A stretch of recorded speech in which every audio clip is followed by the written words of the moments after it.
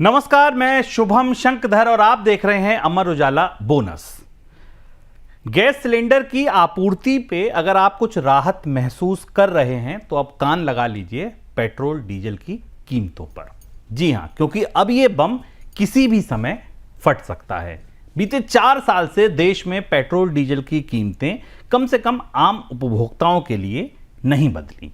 कच्चा तेल कहीं गया, चाहे नीचे गया चाहे ऊपर गया, बट सरकार ने आम उपभोक्ताओं के लिए पेट्रोल डीजल की कीमतों को नियंत्रित रखा।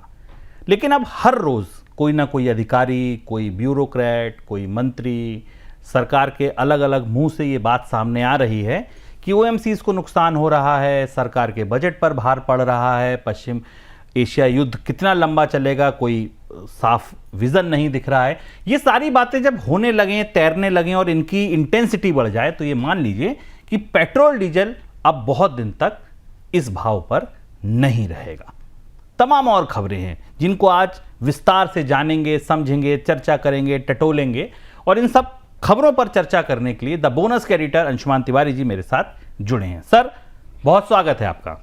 बहुत बहुत धन्यवाद, आप सबका स्वागत है। और देखिए, हम लोग लगातार आपसे चर्चा कर रहे थे कि सरकार कुछ ना कुछ बड़ा करेगी और कल रात जब आप सो रहे थे तो सरकार ने गोल्ड पर इंपोर्ट ड्यूटी बढ़ा दी और इसका असर आज बाजार में वैसा नहीं हुआ जैसा सरकार सोच रही थी। हम उसे जानने की कोशिश करेंगे और आपको खोलकर ये बताएंगे कि इस इंपोर्ट ड्यूटी में बढ़ोतरी का असर क्या होने वाला है, इससे क्या हासिल होगा और क्या नुकसान हो सकते हैं। इससे नुकसान शुरुआती तौर पर हमें शेयर बाजार में आज दिखने लगे हैं। बिल्कुल, शेयर बाजार में शेयरों की कीमत का गिर जाना इस सेंटीमेंट से कि अब सोना महंगा हो जाएगा और सेल्स डेंट होगी, इस सेंटीमेंट से शेयरों का टूटना लाजमी था। पिछले 2-3 दिन से जो शेयर टूट रहे थे, आज वो बिकवाली और बढ़ गई। लेकिन क्या इसके असर यहां तक हैं या कुछ व्यापक हैं, इस खबर को भी हम विस्तार से जानेंगे, समझेंगे। कौन सी बड़ी खबरें आज इस बुलेटिन का हिस्सा हैं, देखिए ऑन द शो। पहली खबर पेट्रोल और डीजल से जुड़ी। अब पेट्रोल डीजल की बारी। आरबीआई गवर्नर ने भी कह दिया पेट्रोल डीजल के दाम बढ़ने की आशंका है। इसके बाद भारत मैरीटाइम इंश्योरेंस की शुरुआत हुई है। स्वदेशी शिपिंग बीमा शुरू हुआ है। क्यों ये शुरू किया गया है, कितना बड़ा बाजार है, किनको फायदा होगा, क्या कुछ इसके पीछे उद्देश्य है, इसको जानेंगे, समझेंगे। फिर टटोलेंगे महंगाई के नंबर। खुदरा महंगाई आई, 13 महीने की ऊंचाई पर पहुंच गई। खुदरा महंगाई में खाने पीने की महंगाई, लाइफस्टाइल की महंगाई, हेल्थ की महंगाई, तमाम महंगाई बढ़ी और जिसका असर महंगाई के जो हेडलाइंस नंबर थे, जो मुख्य सूचकांक था, उस पर दिखा।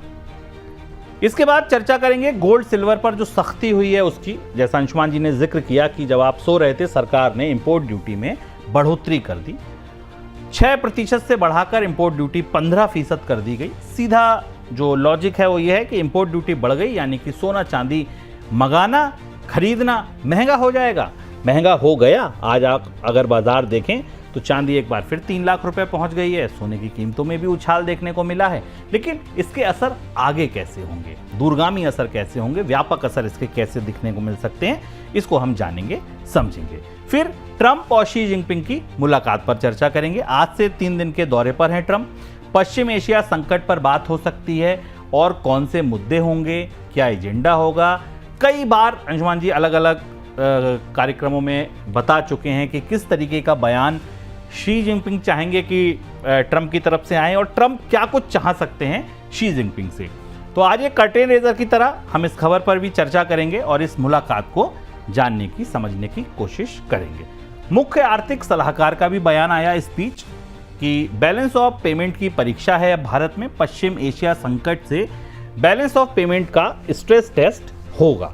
अब स्ट्रेस बढ़ रहा है। देखिए, पश्चिम एशिया संकट जब ये शुरू हुआ, जब ये युद्ध शुरू हुआ, तो शायद इतना लंबा चलेगा या इतना गहरा होगा, ये आशंका शायद नहीं थी सरकार को या जो तमाम नीति निर्माता हैं उनको। लेकिन अब जैसे जैसे ये म्याद बढ़ रही है और इसके खत्म होने की कोई ठोस फर्म डेडलाइन नहीं आ रही है, तो निश्चित सी बात है अब तैयारी कई मोर्चों पर हो गई है। सारे अलार्म एक साथ बजा दिए गए हैं।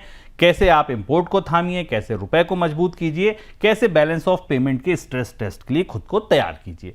तो ये तमाम खबरें, तमाम बातें एक दूसरे से जुड़ी हैं। इसके डॉट्स आज हम कनेक्ट करने की कोशिश करेंगे। लेकिन सबसे पहले पेट्रोल डीजल की कीमतों पर खबर। पेट्रोल और डीजल की कीमतों में बढ़ोतरी की आशंका बढ़ गई है। आरबीआई गवर्नर ने दाम बढ़ाने की आशंका जताई है।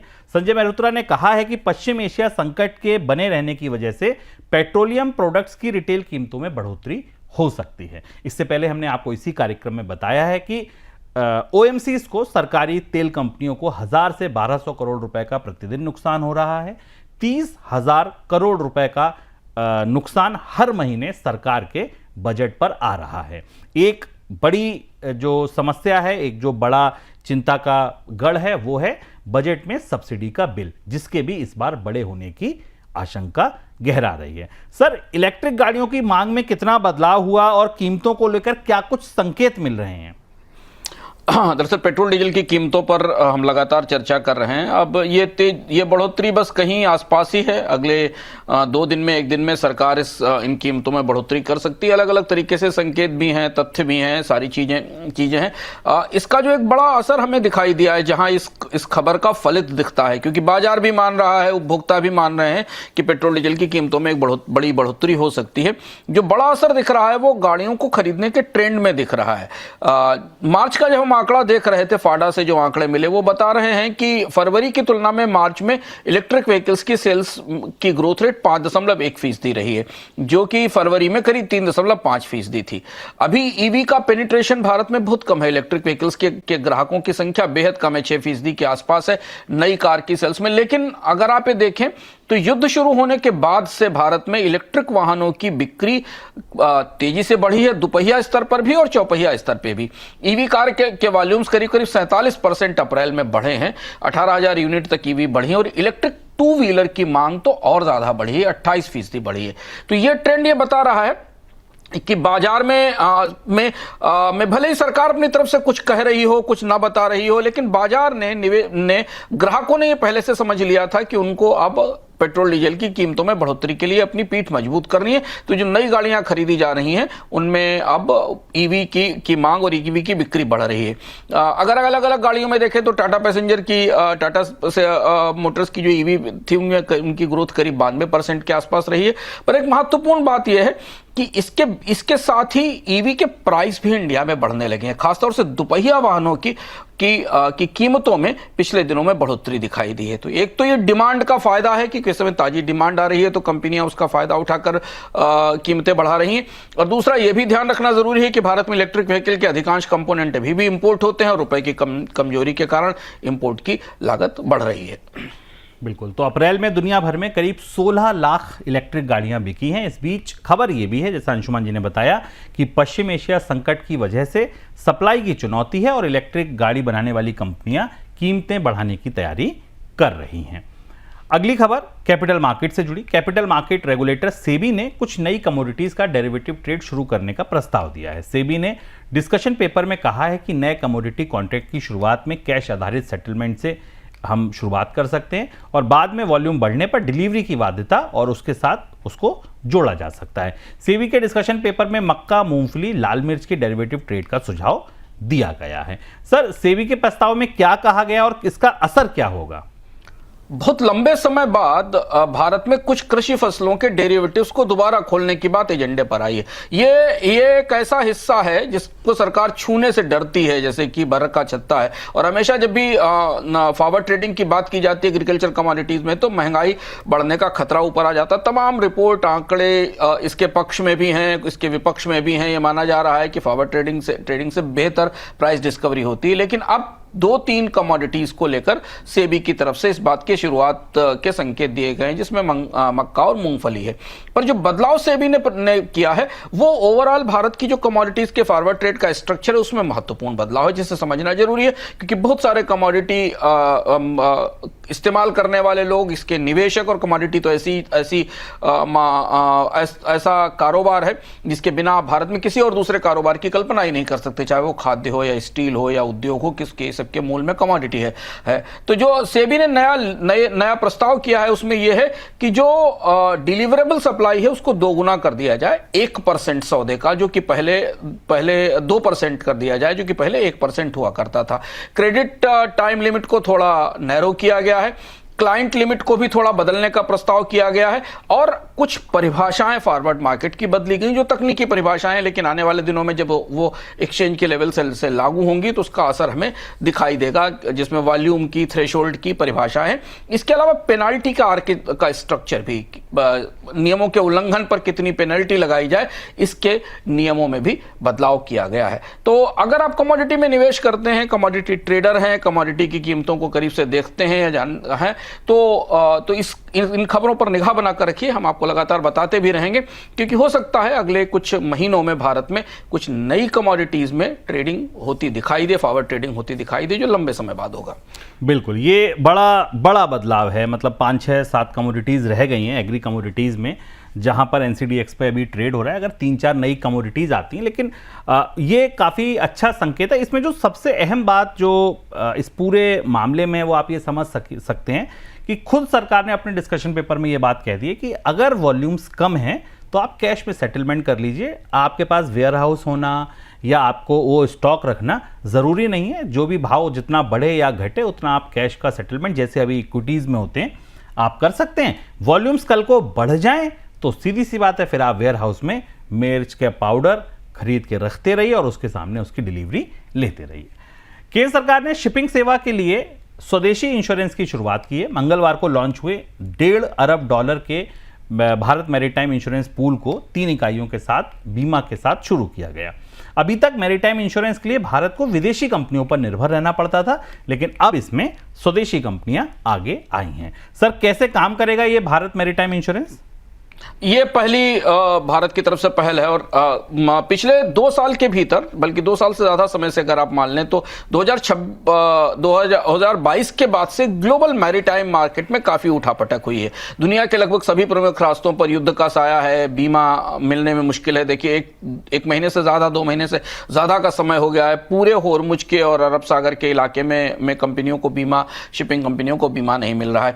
तो अब ये कोशिशें अलग अलग स्तर पर शुरू हुई हैं, जहां अपने पीआई क्लब बनाए जाए, P&I क्लब बोलते हैं, जो कि इंडेमिनिटी और प्रोटेक्शन दें। और इस लिहाज से भारत की तरफ से ये जो Bharat insurance maritime insurance pool, जिसको BMI पूल कहा जाता है, इसकी शुरुआत की जाएगी। ये कैसे काम करेगा?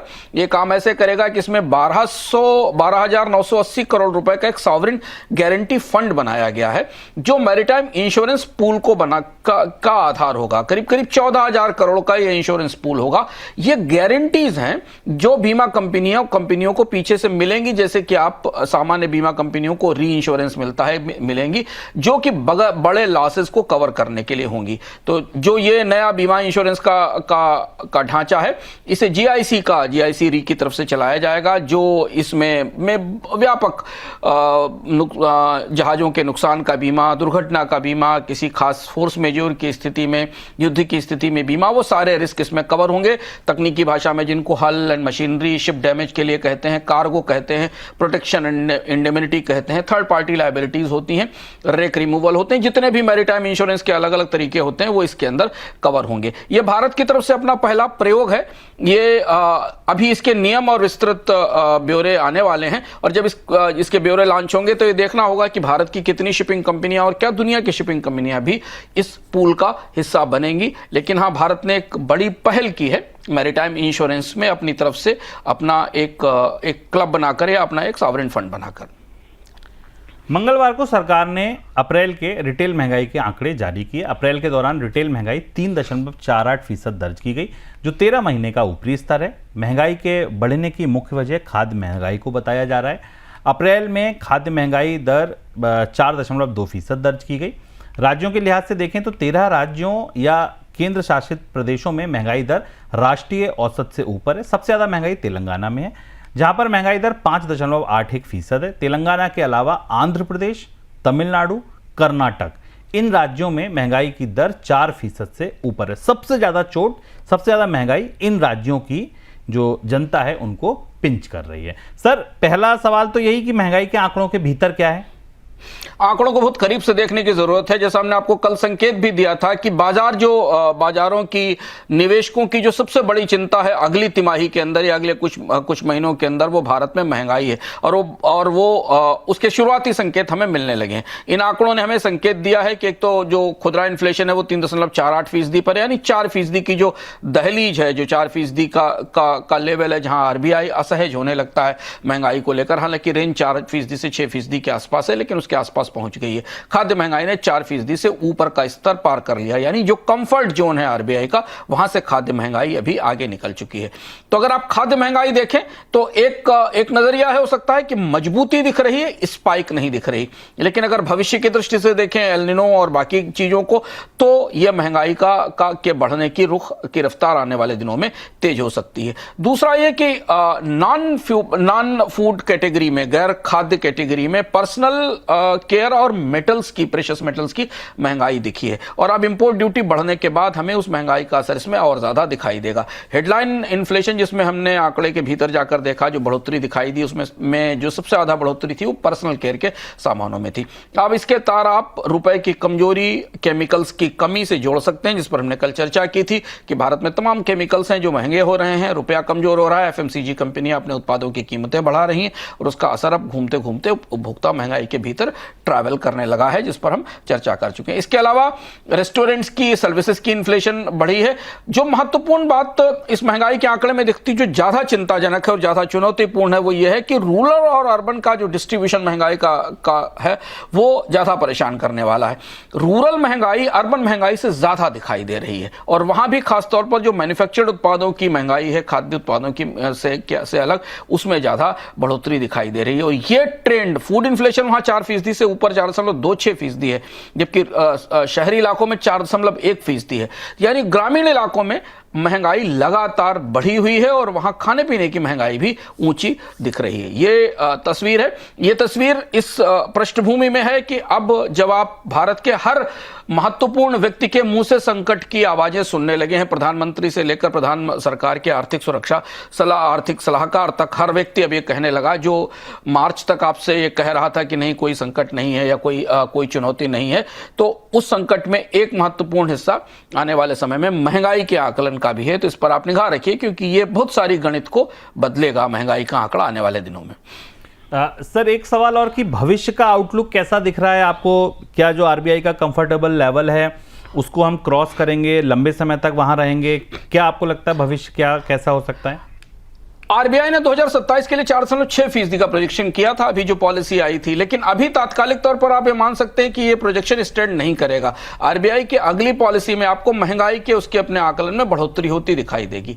2-3 महत्वपूर्ण चीजों की महंगाई का असर इसमें स्पष्ट रूप से आना है। पेट्रोल डीजल की कीमतें जैसे ही बढ़ेंगी वो सीधे इस पर असर करेंगी। दूसरा यह कि एल निनो मजबूत हो रहा है, भारत में सामान्य से कम बारिश होने का आकलन सरकारी मौसम विभाग भी कर चुका है। उस महंगाई का आकलन अभी इसमें शामिल नहीं है कि उसका कितना असर खरीफ की कीमतों पर पड़ेगा। और इसके अलावा जो इंपोर्टेड महंगाई रुपए की कमजोरी के कारण आ रही है वो सामने दिखाई दे रही है। तो जो 4.6% का आकलन था आरबीआई का, वो थोड़ा कंजर्वेटिव था, थोड़ा सधा हुआ था। लेकिन अब जो परिस्थितियां दिख रही हैं, जिन परिस्थितियों में हम अब आगे की तरफ बढ़ रहे हैं, महंगाई की दर निश्चित तौर पर आरबीआई के अगले प्रोजेक्शन में 5% से ऊपर निकलती दिखाई देगी। एक चीज तो बड़ा स्पष्ट है कि अब शायद ब्याज दरों में कमी की कोई गुंजाइश बनती नहीं दिखाई दे रही है। आरबीआई बढ़ोतरी को अधिकतम सीमा तक टालने की कोशिश करेगा, लेकिन बॉन्ड यील्ड पर निगाह रखिएगा। सीपीआई के आंकड़े के बाद बॉन्ड यील्ड पर में मजबूती दिखाई दी है और आने वाले दिनों में आपको महंगाई का असर बॉन्ड की कीमतों पर, बॉन्ड की यील्ड पर पड़ता जरूर दिखाई देगा। रिजर्व बैंक के नजरिए के रुख का इंतजार रहेगा। रिजर्व बैंक भी शायद इस बात का इंतजार कर रहा है शुभम की पेट्रोल डीजल की कीमतों में कितनी बढ़ोतरी होती है देखा जाए, और उसके बाद महंगाई का आंकड़ा, सूचकांक किस तरह से किस दिशा में आगे बढ़ता है, उस पर ये सारी चीजें निर्भर होंगी। लेकिन जो भारत का अल्ट्रा लो फूड इन्फ्लेशन वाला दौर था और बेहद नियंत्रित और कमजोर या कहें कि नियंत्रित उपभोक्ता महंगाई थी, वो दौर अब खत्म होता दिखाई दे रहा है, जो हमें ताजे आंकड़े के भीतर से संकेत मिल रहे हैं। एनर्जी पर लागत बढ़ने की वजह से अमेरिका में महंगाई दर 3 साल के ऊपरी स्तर पर पहुंच गई है। अप्रैल के दौरान अमेरिका में रिटेल महंगाई दर 3.8% दर्ज की गई, जो मई 2023 के बाद सबसे ऊपरी स्तर है। अमेरिका में महंगाई में हुई इस बढ़ोतरी की वजह से ब्याज दरों में कटौती की उम्मीद घट गई है। उल्टे ब्याज दर बढ़ने की आशंका अब जताई जाने लगी है। सर, अमेरिका में महंगाई बढ़ने के बाद फेडरल रिजर्व क्या ब्याज दरों को लेकर रुख बदलेगा? वही दुविधा है। देखिए, 2% का कंफर्ट लेवल है फेडरल रिजर्व का। महंगाई की दर 3.8% थी अप्रैल के आंकड़े के हिसाब से, और मार्च में 3.3% थी। मई 2023 की तुलना में देखें तो ये सबसे ऊंचा स्तर है अमेरिका में खुदरा महंगाई का। दोहरे असर है। एक तो पेट्रोल की, गैसोलीन की कीमतें बढ़ी हैं क्योंकि पूरी दुनिया में कच्चे तेल की कीमतों में बढ़ोतरी हुई, और बीच में तो एक बार WTI क्रूड ब्रेंट से ज्यादा महंगी कीमतों पर था, तो एक तो वो असर है। दूसरा, डोनाल्ड ट्रंप के जो टैरिफ है उनका बड़ा असर दिखाई दिया है सामानों की कीमत में। इन दोनों ने मिलकर अमेरिका की पूरी आर्थिक व्यवस्था में महंगाई को मजबूती दे दी, और काफी लंबा समय हो गया है जब हम महंगाई में ये मजबूती बनती दिखाई दे रही है। इसके कई असर हैं ग्लोबल। अमेरिका के बाजारों के लिए तो असर यह है कि अमेरिका में ब्याज दरों में कमी की संभावना तो अब नहीं दिखती, बल्कि बात सही है कि चर्चा शुरू हो गई कि अगर महंगाई 4% के आसपास चली जाती है, यानी दोगुनी हो जाती है, जिसका आज के आसार हैं अगले महीने में, तो फेडरल रिजर्व को और सख्ती करनी पड़ सकती है। हालांकि वो करेगा कि नहीं करेगा ये व्हाइट हाउस पर निर्भर है, क्योंकि डोनाल्ड ट्रंप का अब व्हाइट हाउस, अब फेडरल रिजर्व उतना स्वायत्त नहीं होगा। फेडरल रिजर्व को व्हाइट हाउस के इशारे पर फैसले करने होंगे, तो बढ़ोतरी होगी कि नहीं होगी। लेकिन हाँ, इसके असर से हमको अमेरिका में बॉन्ड यील्ड में मजबूती और बहुत सारे और असर जो बढ़ती महंगाई के राजकोषीय स्तर पर बाजार में होते हैं वो दिखाई देने लगे हैं। तो जो चीज हमने एक दो हफ्ते पहले अपने इसी कार्यक्रम में शुभम चर्चा की थी कि एक स्टैगफ्लेशन का संकेत दुनिया की अलग अलग अर्थव्यवस्थाओं में बनता दिख रहा है, वो और मजबूत हुआ है ताजे आंकड़ों से। भारत को भी अगर आप देखें, अमेरिका को भी देखें, यूरोप के आंकड़ों को भी देखें, कई दुनिया के कई महत्वपूर्ण अर्थव्यवस्थाओं में आर्थिक विकास दर गिरना और महंगाई बढ़ना, जो शुरुआती स्टैगफ्लेशन का फार्मूला होता है, वो हमें अब उभरता दिखता है। गोल्ड और सिल्वर को लेकर जैसी बाजार में चर्चा थी, आशंका थी, वह सच साबित हुई। सरकार ने गोल्ड और सिल्वर के इंपोर्ट पर ड्यूटी फिर से बढ़ा दी है। सरकार ने दोनों पर बेसिक कस्टम ड्यूटी को 6% से बढ़ाकर 10% किया है। साथ में 5% एग्रीकल्चर इंफ्रास्ट्रक्चर डेवलपमेंट सेस लगाया, यानी कुल इंपोर्ट ड्यूटी 6 से बढ़कर 15% हो गई है। सर, इंपोर्ट ड्यूटी में क्या और क्यों बदलाव हुआ? देखिए, 2 दिन पहले तक सरकार की तरफ से कहा गया था कि कोई बदलाव नहीं होगा। बड़ा सरप्राइज की बात है कि 1-2 दिन पहले सरकार आधिकारिक रूप से इस बदलाव से इनकार कर रही थी, जबकि हमने आपसे संकेत में कहा था कि अगर प्रधानमंत्री की बात इतनी गंभीर है और समस्या और संकट इतना गहरा है कि सोना ही उसकी सबसे बड़ी वजह है जो दिख रहा है, तो कहीं ना कहीं इंपोर्ट ड्यूटी में बढ़ोतरी की पूरी संभावना बनती दिख रही है। और कल सरकार ने रात में 2-2:30 बजे के आसपास इंपोर्ट ड्यूटी में बढ़ोतरी की घोषणा कर दी, और काफी बड़ी बढ़त की गई। और इसके साथ भारत में जो आयात के लिबरलाइजेशन का, गोल्ड के लिबरलाइजेशन का पूरा चक्र था, वो वापस लौटकर वहीं आ गया जो आपको 60-65 के दशक में दिखता था। 6% से सीधे 15% कर दी गई। बीच में ड्यूटी बढ़ाई थी सरकार ने और उसके बाद कम की थी, और माना था कि अगर इंपोर्ट ड्यूटी का डिफरेंशियल ज्यादा होता है और फ्री चैनल से, FTA चैनल से आने वाली ड्यूटी कम होती है, तो तस्करी की संभावना बढ़ती है। लेकिन अब बेसिक कस्टम ड्यूटी 10% की, 5% का एग्रीकल्चर इंफ्रास्ट्रक्चर से 13 मई से, आज से ही ये प्रभावी हो गई। व्यवहारिक रूप से अब भारत में अगर आप GST को मिला लें तो सोने की कीमतों में ये 15% के आसपास की से ऊपर की ड्यूटी बनती दिखाई दे रही है। और जब ये बढ़ोतरी लागू हुई, इसका सीधा असर हमें बाजार में तरह तरह से कीमतों पर, शेयर बाजार पर दिखाई दिया। तो सरकार की कोशिश ये है कि वो किसी तरह से भारत में सोने का इंपोर्ट रोक सके, और उसका एक ही तरीका होता है कि आप आयात को ऊंचा करिए, इसे बढ़ाइए। हालांकि UAE वाले चैनल के लिए भी थोड़ी सी सख्ती बढ़ाई गई है, लेकिन वहां उतना बड़ा बदलाव नहीं हुआ है। तो सर, फिर वहां इंपोर्ट का क्या होगा अगर बदलाव नहीं हुआ है तो? UAE और सीपा के रूट में सरकार ने ड्यूटी को 9% कर दिया, क्योंकि यहां से 15% किया गया तो वहां से 9% किया गया। लेकिन एक बड़ा गैप अभी भी, और अब गैप काफी बड़ा हो गया, क्योंकि इधर 9% और उधर 15% की बात है। और यह सवाल लगातार था कि सरकार स्वीकार कर रही है, मान रही है कहीं ना कहीं कि दुबई के रूट से, FTA के रूट से जो गोल्ड भारत में आ रहा है वो सबसे बड़ी चुनौती है, और वो उस पर GTRI की रिपोर्ट भी है। सरकार भी मानती है कि उसे रेवेन्यू का भारी लॉस हो रहा, और अपने तरीके का पहला प्रयोग था जो सरकार ने किया था, कि जिसमें सोने के आयात के दो रास्ते बनाए गए थे। एक रास्ता कम ड्यूटी वाला था और एक रास्ता ऊंची ड्यूटी वाला था। तो अब इस फैसले से वो असंगति और ज्यादा बढ़ जाती है, क्योंकि एफटीए रूट से आप 9% पर ड्यूटी पर गोल्ड लाएंगे और बाकी दूसरे रास्ते से आप 15% की ड्यूटी पर गोल्ड लाएंगे। थोड़ी सी सख्ती की गई दुबई, लेकिन दुबई वाला आर्बिट्राज अभी भी बना हुआ है और वो अब यहां बढ़ता हुआ दिखाई दे रहा है। सर, इंपोर्ट ड्यूटी में बढ़ोतरी का असर क्या होगा? क्या इस इंपोर्ट ड्यूटी के बढ़ने के बाद आयात पर अंकुश लगेगा, स्मगलिंग बढ़ जाएगी? क्या आपको लगता है क्या क्या इसके असर होंगे? तो कुछ परिस्थितियां 2013 जैसी दिख रही हैं। अगर आप लोगों को याद हो, जब टैपर टेंट्रम था और भारत में लगभग ऐसी स्थिति थी कि सोने का इंपोर्ट बढ़ा था। चिदम्बरम उस समय वित्त मंत्री हुआ करते थे, उन्होंने इस तरीके की सख्ती की थी और ड्यूटी में बढ़ोतरी की थी और उसके बाद 15% तक ड्यूटी गई थी जो आज की स्थिति में है। और उसके बाद भारत में जबरदस्त स्मगलिंग बढ़ी थी सोने की। तो यह खतरा तो बड़ा स्पष्ट है बाजार में कि जैसे जैसे आप सोने के आयात को महंगा करते हैं वैसे वैसे स्मगलिंग के लिए रास्ता खोलते हैं। और ये 1962 के गोल्ड कंट्रोल ऑर्डर से लेकर आज तक की ये परिस्थिति बिल्कुल स्पष्ट रूप से दिखाई देती है कि भारत में जब गोल्ड कंट्रोल आया और सोने के पर इंपोर्ट ड्यूटी बढ़ाई गई तो भारत में सोने की तस्करी बढ़ी। और जितनी भी भारत की तस्करी की कथाएं हैं, मुंबई का अंडरवर्ल्ड है, ये उसी दौर से निकल कर आया था। उससे पहले मुंबई में अंडरवर्ल्ड नाम की चीज नहीं हुआ करती थी 1960-62 के गोल्ड कंट्रोल ऑर्डर के से पहले तक। तो यह खतरा बड़ा स्पष्ट है कि अब अनऑफिशियल चैनल से, आपसे अवैध चैनल से सोने का आयात भारत में बढ़ेगा, क्योंकि जो आर्बिट्राज है, जो फर्क है, जो फायदा है वो काफी ज्यादा। और 15% की ड्यूटी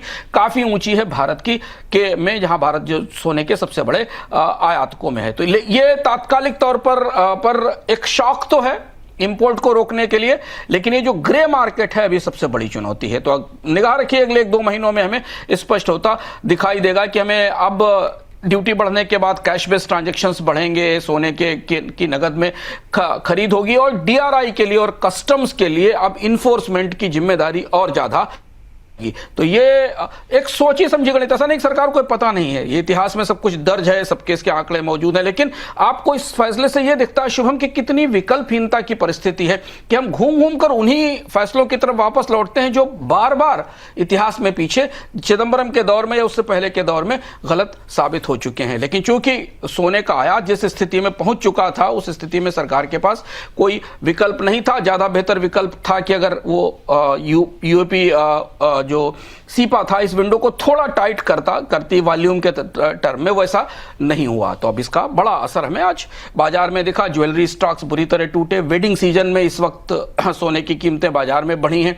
ज्वेलरी स्टॉक 3 दिन में टूट गए हैं। करीब 60,000 करोड़ निवेशकों के डूबे उन स्टॉक्स में। कुछ स्टॉक्स तो 20% तक ज्वेलरी के टूटे, 11 से 20% तक की गिरावट हुई। और सोने की कीमतों में जबरदस्त तेजी देखी, क्योंकि बाजार सेंस कर रहा है कि फिलहाल इस महंगी ड्यूटी से सोने की आपूर्ति बाजार में बढ़ेगी। तो अक्सर ऐसा होता है कि जब सोना महंगे होने की संभावना बनती दिखती है तो सोने की खरीद और ज्यादा बढ़ती है। और ये स्वभाव है सोने के बाजार का, वो स्वभाव अब यहां पर आते समय दिखाई देगा। तो सरकार सोने के एक पुराने पैटर्न से, एक पुराने स्वभाव से बाजार में टकरा रही है। टकराव बड़ा दिलचस्प होने वाला है, इसे देखते हैं कि आगे क्या इसका फलित मिलता है।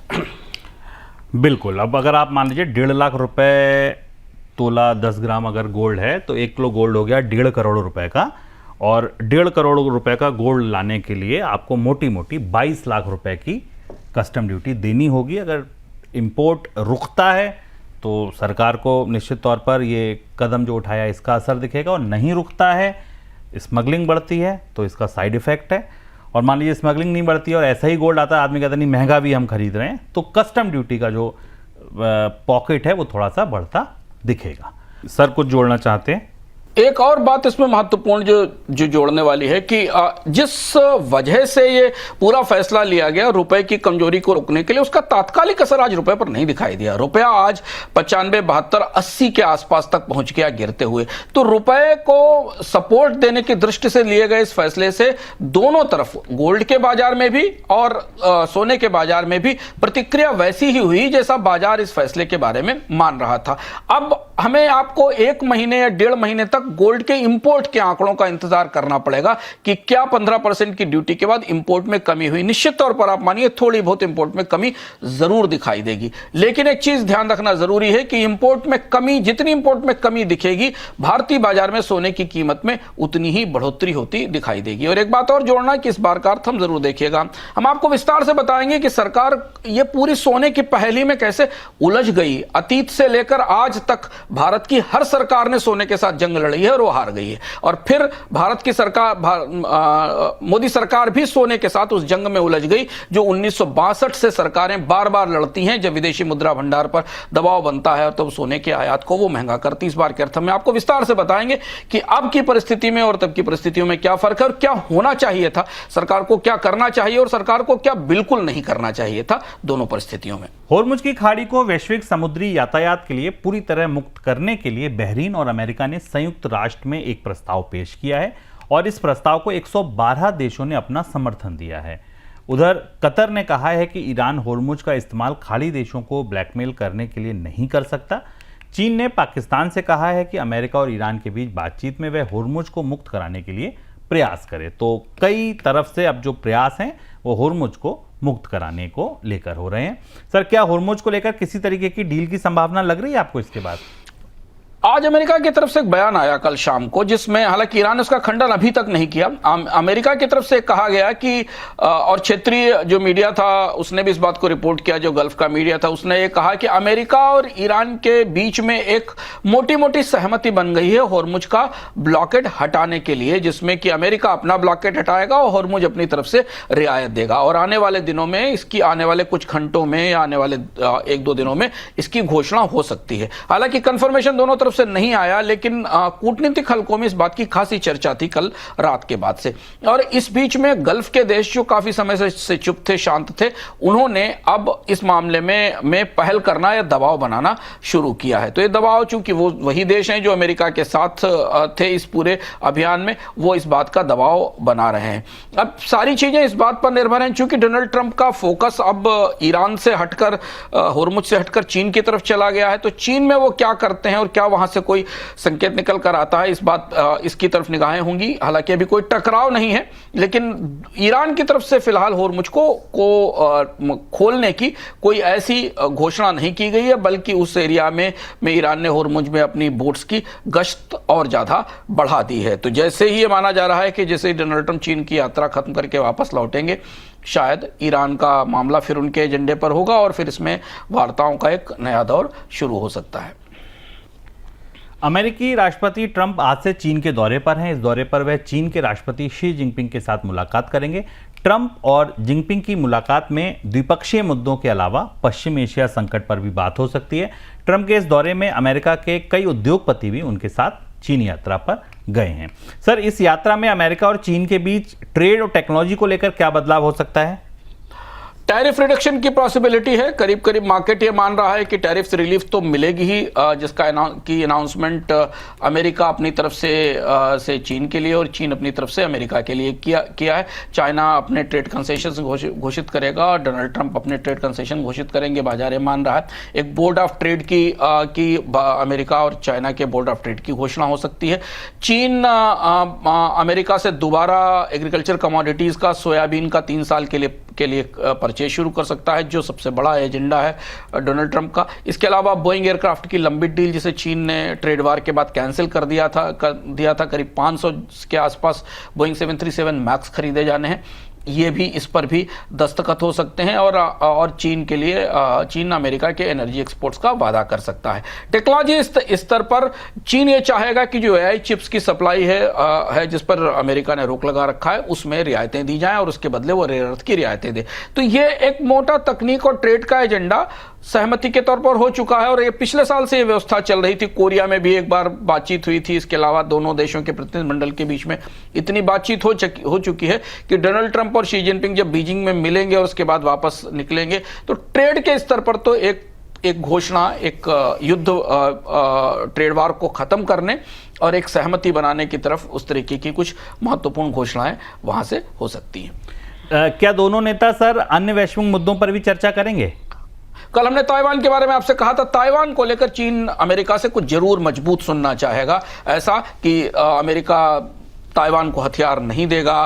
ताइवान को लेकर अमेरिका की जो परिभाषा है, जो अमेरिका का इसका का दर्जा है, उसे वो बदलेगा और ताइवान और चीन के मामले में दखल नहीं देगा। अगर ऐसा कोई बयान, ऐसा कोई स्टेटमेंट डोनाल्ड ट्रंप अमेरिका की तरफ से आता है तो ये काफी बड़ा बदलाव होगा साउथ चाइना सी के घटनाक्रम में, और चीन इस यात्रा में ये जरूर करना चाहेगा। इसके अलावा ईरान के कन्फ्लिक्ट के ऊपर ट्रेजरी सेक्रेटरी बेसेंट का कल बयान भी आया कि ईरान के ऊपर चीन और अमेरिका के बीच चर्चा होगी। चीन शायद हो सकता है किसी समझौते के तहत, किसी लेन देन के तहत इस बात पर सहमति जाहिर करे कि वो ईरान पर दबाव बनाएगा स्ट्रेट ऑफ होर्मुज खोलने के लिए। इसलिए भी होर्मुज को लेकर जो उम्मीदें हैं वो अब बीजिंग की तरफ पहुंच गई हैं। हो सकता है वहां से ही अनाउंसमेंट आ जाए कि इनकी ईरान और अमेरिका इस बात पर सहमत हुए हैं। तो ये दो महत्वपूर्ण बिंदु हैं जिनके ऊपर गैर ट्रेड मामलों में लोगों की निगाहें रहेंगी। देश के मुख्य आर्थिक सलाहकार वी अनंत नागेश्वरन का कहना है कि पश्चिम एशिया संकट की वजह से भारत के बैलेंस ऑफ पेमेंट का लाइव स्ट्रेस टेस्ट हो रहा है। उन्होंने ये भी बताया कि बेहतर मैक्रो इकोनॉमिक फंडामेंटल की बदौलत बैलेंस ऑफ पेमेंट के मोर्चे पर भारत कई उभरती अर्थव्यवस्थाओं के मुकाबले बेहतर स्थिति में है। उन्होंने बताया कि पश्चिम एशिया संकट का महंगाई, एक्सचेंज रेट और चालू खाते के घाटे पर सीधा असर पड़ेगा। सर, क्या स्ट्रेस है और क्या रिस्क है वीओपी के मोर्चे पर?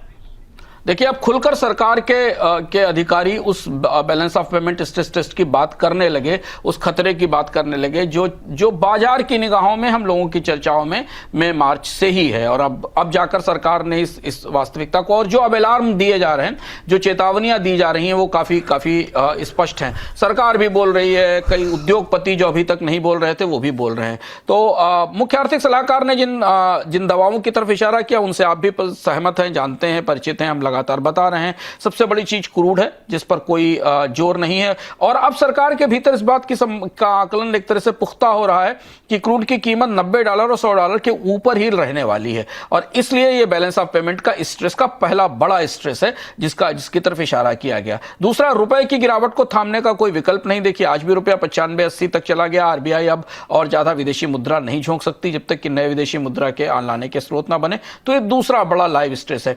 और तीसरा महत्वपूर्ण स्ट्रेस है भारत के इंपोर्ट्स, खासतौर पर गोल्ड और जो नॉन मेरिट इंपोर्ट्स हैं उन्हें लेकर। हालांकि सरकार की तरफ से भी कुछ कहा नहीं गया, लेकिन वो तीसरा स्ट्रेस टेस्ट है। ये सारी चीजें मिलकर करंट अकाउंट डेफिसिट को 2% तक बढ़ाने की बात है। कल हमने इस पर चर्चा की थी, तो उसे दोहराने की जरूरत नहीं है। लेकिन सरकारें मान रही है कि 1 से 1.5% का कैड जीडीपी के अनुपात में मैनेजेबल है, लेकिन उसके लिए $65 से $75 पर बैरल के आसपास का एवरेज कच्चा तेल चाहिए, जो अब नहीं होने वाला है। इसलिए 2% से ऊपर का करंट अकाउंट डेफिसिट बढ़ने वाला है। और इसलिए अब ये बैलेंस ऑफ पेमेंट का चैलेंज है। और जहां सरकार बैलेंस ऑफ पेमेंट की चर्चा करती है ना शुभम, वहां समझना जरूरी है कि विदेशी मुद्रा भंडार तत्काल संदर्भ में आ जाता है। बीओपी का मतलब होता है कि आपके पास कितना भुगतान करने के लिए कितनी विदेशी मुद्रा है। और इसीलिए कल जब भारत के आर्थिक सलाहकार का यह बयान आया, तभी यह स्पष्ट हो गया था कि रुपया आज बाजार में और तेजी से गिरेगा। तो एक तात्कालिक असर तो आप देख ही सकते हैं कि रुपया अब 96 की तरफ खिसकता दिखाई देगा, और 1-2 दिन में वो 96 की मंजिल पार कर लेगा। तो ऑयल, कमोडिटी, और एक और जो बड़ा रिस्क है जो सरकार नहीं रोक पा रही, वो कैपिटल फ्लोज का है। भारतीय बाजार से विदेशी निवेशक लगातार बड़ी बिकवाली कर रहे हैं और लगातार निकल रहे हैं। तो ऐसी स्थिति में जो नया स्रोत है विदेशी मुद्रा लाने का, वो भी चोक हो रहा है। ये खतरे हैं, तो जो इन खतरों का इशारा सरकार के आर्थिक सलाहकार ने किया है। एक और सवाल सर, ये कि बैलेंस ऑफ पेमेंट को लेकर स्थिति क्या बनती नजर आ रही है अभी आपको आगे? जो ताजा परिस्थिति है उसमें सरकार की जो संकेत है वो 2% के आसपास कैड जाने के हैं। रुपए में कोई सीधी दखल करने की संभावना बनती नहीं दिखाई दे रही। कच्चे तेल की कीमतों पर कोई नियंत्रण नहीं है सरकार की तरफ से। हालांकि कुछ चीजें करने की कोशिश की गई हैं, लेकिन अब पेट्रोल डीजल की कीमतों की बढ़ोतरी लंबे समय तक नहीं टाली जा सकती, क्योंकि वही एक तरीका है जहां से आप डिमांड साइड मैनेजमेंट कर सकते हैं, डिमांड में बढ़ोतरी को रोक सकते हैं। और ये फर्क जो है ना, थोड़ा 2013 जैसा दिखाई दे रहा है। 2013 में हमने टेपर टेंट्रम देखा था। उस समय ग्लोबल मॉनेटरी शॉक आया था, एफपीआईज का आउटफ्लो बहुत तेजी से हुआ था, कैड ऊपर गया था, गोल्ड के एक्सपोर्ट्स पर को रोकने की कोशिश की थी, तब चिदम्बरम ने वो 80-20 वाली स्कीम जारी की थी। गोल्ड को लेकर विदेशी मुद्रा भंडार पर असर पड़ा था। आज की स्थिति में विदेशी मुद्रा भंडार उस समय के 2013 की तुलना में खासा बेहतर है, लेकिन बाकी सारे पैमाने, कच्चे तेल की कीमतें, कैड, गोल्ड लगभग उसी स्थिति में खड़े हैं। एक और सवाल सर कि विदेशी मुद्रा भंडार को बढ़ाने के लिए क्या कुछ योजना बनाई गई? पीएमओ ने विदेशी मुद्रा भंडार को बढ़ाने के लिए क्या कुछ योजना के सुझाव दिए हैं? तो कल तक इस बात की चर्चा थी कि सरकार विदेशी मुद्रा का प्रभाव बढ़ाने के लिए कुछ सख्ती करेगी, लेकिन अभी सरकार की तरफ से एक स्पष्टीकरण आया दोपहर में कि फिलहाल इंपोर्ट्स पर कर लगाने की बात नहीं, क्योंकि पैनिक बाजार में बहुत ज्यादा है। जितनी सख्ती पिछले 2 दिनों में हो चुकी है और जितनी बातें सरकार की तरफ से आधिकारिक रूप से प्रधानमंत्री से लेकर तमाम अधिकारियों के स्तर से कही गई हैं, वो बाजार को डराने के लिए काफी पर्याप्त हैं।